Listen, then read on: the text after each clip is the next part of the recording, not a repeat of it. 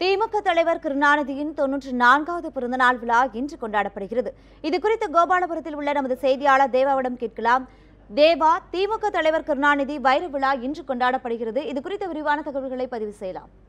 ஸ்ரீவித்யா, திமுக தலைவரான கருணாநிதியின் 94வது பிறந்தநாள் இன்று வெகு விமரிசையாக கொண்டாடப்படுகிறது. குறிப்பாக இந்த பிறந்த நாளில் மற்றொரு சிறப்பாக சட்டமன்ற உறுப்பினராக 60 ஆண்டுகளில் நிறைவு செய்த வைர விழாவையும் திமுக தலைவர் இன்று காண்கிறார். இதனைத் தொடர்ந்து அந்த 2 விழாக்களும் சேர்த்து திமுக தரப்பில் மிகப்பெரிய விழாவாக இன்று எடுக்கப்பட்டிருக்கிறது. நாம் திமுக தலைவர் இல்லமான கோபாலபுரம் இல்லத்தில் இருக்கிறோம். இந்த காட்சிகளை காணலாம்.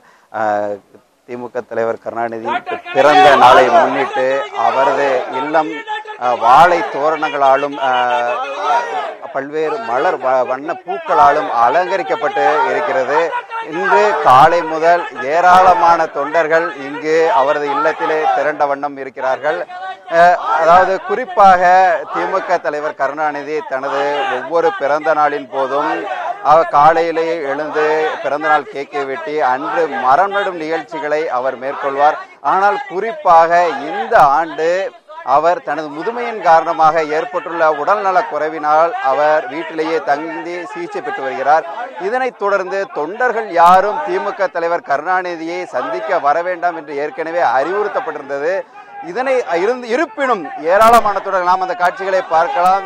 தமிழகத்தின் பல்வேறு பகுதிகளிலிருந்து காலை முதலே ஏராளமான தொண்டர்கள் தங்கள் தலைவரை காண முடியாவிட்டாலும் அவரது இல்லத்தையாவது பார்த்துவிட்டு செல்ல வேண்டும் என்ற எண்ணத்துடன் வந்திருக்கிறார்கள்.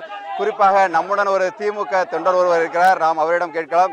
ஐயா, நீங்க இப்ப எந்த ஊர்ல இருந்து வந்திருக்கீங்க? நாங்க கடலூர் மாவட்டம் பண்ருட்டில இருந்து வந்திருக்கீங்க. கலைஞருடைய பிறந்த நாளைக்கு ஒவ்வொரு வருஷமும் நாங்க இங்க வந்துருவோம். எங்களுடைய பிறந்த நாளை நினைச்சு இந்த மெட்ராஸுக்கு வந்து கலைஞரை பார்த்துட்டு போறது தான் எங்களுடைய வழக்கம். இந்த வாட்டி புதுமையா கலைஞரால் உருவாக்கப்பட்ட ஜனாதிபதிகள் பிரதமரெல்லாம் வரைஞ்சி படமா எடுத்துட்டு வந்திருக்கோம்.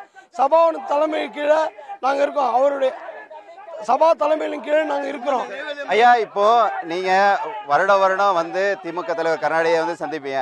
ஆனால் இந்த வருடம் வந்து அவர் உடல்நலக் குறைவினால ஓய்வில் இருக்கிறதுனால அவரை சந்திக்க முடியாது, வர வேண்டாம்னு சொல்லியிருந்தாங்க. இருந்தாலும் நீங்க என்ன காரணத்துக்காக வந்திருக்கீங்க? கலைஞரை அவர் பார்க்க வேணான்னு சொன்னாலும் எங்களுடைய வாழ்த்து மடல் அவர் பார்த்தா அதே எங்களுக்கு ஒரு திருப்தி. அந்த திருப்திக்காக நாங்கள் வருஷம் வந்துக்கிட்டு தான் இருக்கோம். அதனால இந்த வருஷமும் நாங்கள் மடையா இருக்க மாட்டோம். இன்னும் அவர் எத்தனை வருஷம் இருக்காரோ அத்தனை வருஷமும் நாங்கள் தொடர்ந்து வந்துக்கிட்டே தான் இருப்போம். கலைஞர் உயிர் உள்ள வரைக்கும் எங்கள் உயிர் இங்கே தான் இருக்கும். நன்றி. ஸ்ரீவித்யா, அதாவது எங்களுடைய தொண்டர்களுடைய அவருடைய கருத்துக்களை நீங்கள் கேட்டிருப்பீர்கள். அதாவது திமுக தலைமையானது அவர் உடல்நலக் குறைவால் சிகிச்சை பெற்று வருவதனால் அவரை சந்திக்க வர வேண்டாம் என்று தெரிவித்திருந்தாலும் தாங்கள் அவரது இல்லத்திற்கு தொடர்ந்து வருவோம் என்று ஏராளமானோர் இங்கு திரண்டிருந்த நாம் காட்சிகளை காணலாம். குறிப்பாக இந்த பிறந்தநாள் விழாவானது அவர் தொண்டர்களை சந்திக்காவிட்டாலும் திமுக தரப்பிலே ஒரு தேசிய அளவிலே ஒரு மிகப்பெரிய ஒரு நிகழ்வாக இன்று ஏற்பாடு செய்திருக்கிறார்கள்.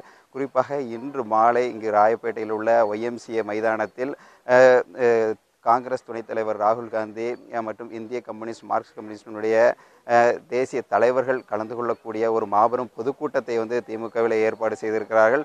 இந்த பொதுக்கூட்டமானது தேசிய அளவில் ஒரு மாற்றத்தை ஏற்படுத்தும் என்று அரசியல் விமர்சகர்கள் கருதக்கூடிய நிலையில் திமுக தலைவர் கருணாநிதி தனது பிறந்த நாளை இன்று கொண்டாடுகிறார். ஸ்ரீவித்யா, தேவா, பல முக்கிய தலைவர்கள் பலர் கலந்துக்கு இருக்காங்க. இதுக்கான பாதுகாப்பு ஏற்பாடுகள் எந்த வகையில் செஞ்சிருக்காங்க? அது குறித்து பதிவு செய்யலாம்.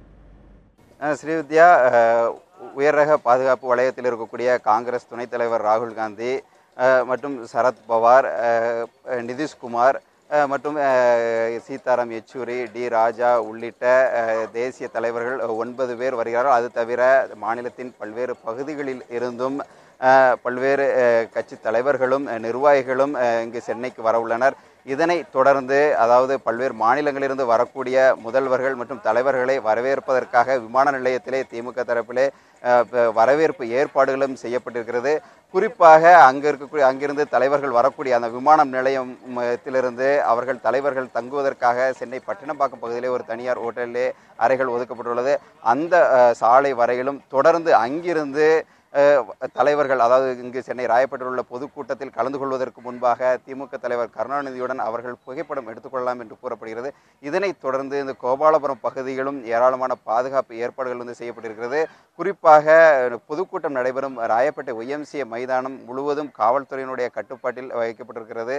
அங்கு வெடிகுண்டு நிபுணர்கள் உள்ளிட்ட பல்வேறு துறை சார்ந்த காவல்துறை அதிகாரிகள் அங்கு ஆய்வினை மேற்கொண்டு கண்காணிப்பினை பலப்படுத்தி இருக்கிறார்கள்.